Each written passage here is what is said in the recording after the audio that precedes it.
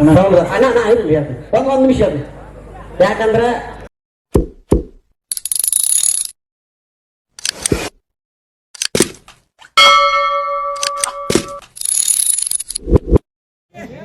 ಇಲ್ಲ ಜನಪದ ಲೋಕದಾಗ ಒಂದ್ ಮಾತು ಹಂಗ ಅಂದ್ರೆ ನೀ ಮಾತಾಡಿದಕ್ಕೆ ಸುಮ್ಮಂಗ ಮಾತಾಡ್ಬೇಕಂತ ಅನಿಸ್ತು.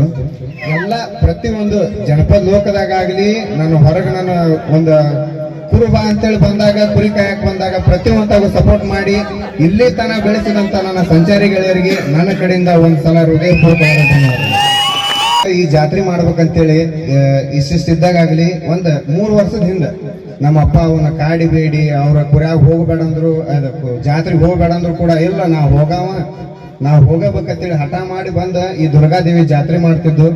ಬಟ್ ಎಲ್ಲಾ ನನ್ನ ಸಂಚಾರಿ ಗೆಳೆಯರಿಂದ ಆಗಲಿ ಗುರು ಹಿರಿಯರಿಂದ ಆಗಲಿ ಇದೇನ್ ನೋಡತ್ತಿರ ಇಲ್ಲಿ ಯಾರೂ ಬೇರೆದವ್ರಿಲ್ಲ. ಎಲ್ಲಾರು ನನ್ನ ಇಲ್ಲಿ ಕೂತವ್ರು ನಮ್ಮ ಅತ್ತೆಯರ್ ಅಕ್ಕಾರು, ಕೆಲವೊಂದ್ ಜನ ನಮ್ಮ ಚಿಕ್ಕಮ್ಮರ ಅಕ್ಕಾರು, ಇಲ್ಲೆಲ್ಲ ನಮಗ್ ಮಾವುಗಳು ಪಿಗಳು ಬಾಳ ಅದಾರ, ಅಣ್ತಮರು ಬಾಳ ಅದಾರ. ಹಿಂಗ ಎಲ್ಲಾರು ನನಗ ಸಪೋರ್ಟ್ ಮಾಡಿದಾಗ ನಾ ಇಲ್ಲಿ ಮಟ್ಟ ಬಂದನಿ. ಇವತ್ತು ಅವ್ರ ಕಣ್ಣು ಮುಂದೆ ಬಂದನಿ ಅಂತೇಳಿ ನಮ್ ಮುಂದೆ ಆಡಿದ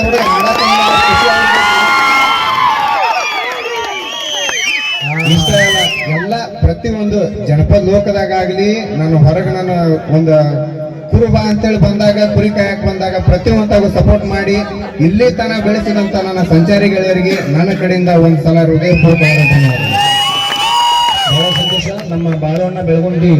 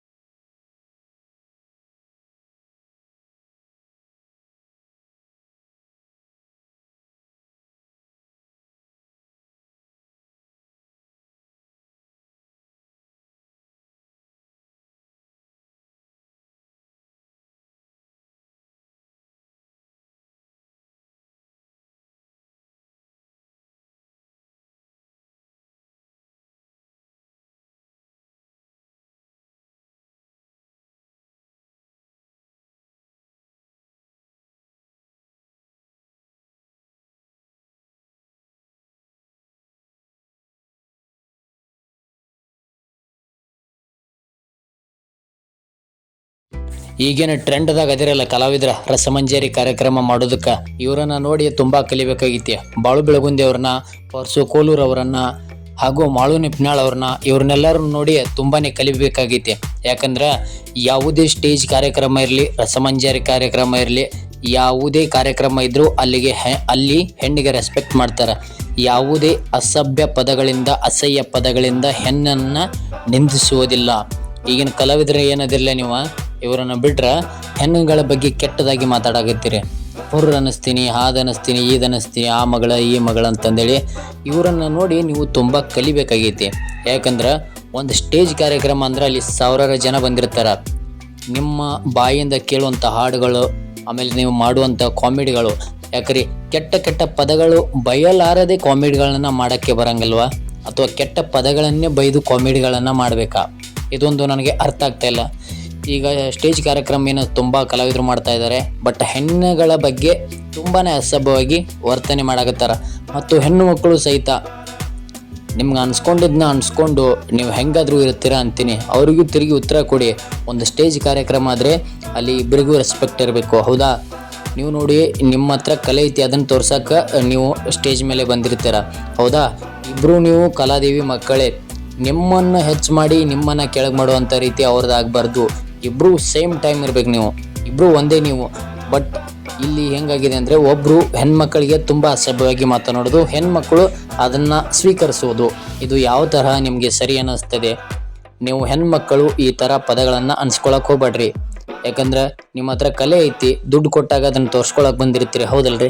ಮತ್ತೆ ಯಾಕೆ ಇನ್ನೊಬ್ರ ಕೈಯಿಂದ ಬಯಸ್ಕೋತೀರಿ? ಅದು ಯಾರು ಕೊಟ್ಟಿಲ್ಲ ಯಾಂಬಲ್ಲ ಅವನೇ ಕೇಳ್ಬೇಕಿನ್ನು. ಹೇಳ್ತಾನ ಹೇಳ್ಬೋದನ ಹೇಳುದಿಲ್ಲ, ನೆನಪೈತಾನೆ ನೆನಪೈತ ಹೇಳಂಗಿಲ್ಲ. ಓಕೆ, ಏ ಮಹಾದೇವ ಅನ್ನೋ ಅಕ್ಷರದಾಗ ನಾವು ಸಣ್ಣ ಕೋನ ಬರೀನಿ, ಅದನ್ನ ಮುಂದೆ ಹೇಳಕ್ ಇಷ್ಟಪಡ್ತೀನಿ. ಓಕೆ, ಮ ಅಂದ್ರ ಮಮತೆ, ಹ ಅಂದ್ರ ಹಾರೈಕೆ, ದೇ ಅಂದ್ರ ದೇವರ ರೂಪ, ವ ಅಂದ್ರ ಒಲಿಸುವ. ಇದರ ಅರ್ಥ ಏನಪ್ಪಾ ಅಂತಂದ್ರ ಮಮತೆಯ ಹಾರೈಕೆ, ದೇವರ ರೂಪ, ಒಲಿಸುವಂತಂದ್ರೆ ಯಾರು ಅಲ್ಲ, ನಮ್ಮನ್ನು ಕಾಯುವಂತ ನಮ್ಮ ತಂದೆ ತಾಯಿಗಳು. ಮಮತೆಯ ಹಾರೈಕೆ, ದೇವರ ರೂಪ, ಒಲಿಸುವಂತವನು ಮಹಾದೇವ. ಸ್ವಲ್ಪ ಬರೀ ಜೋರ ಚಪ್ಪಾಳೆಗಳು. ಹಿಂಗಾಗಿ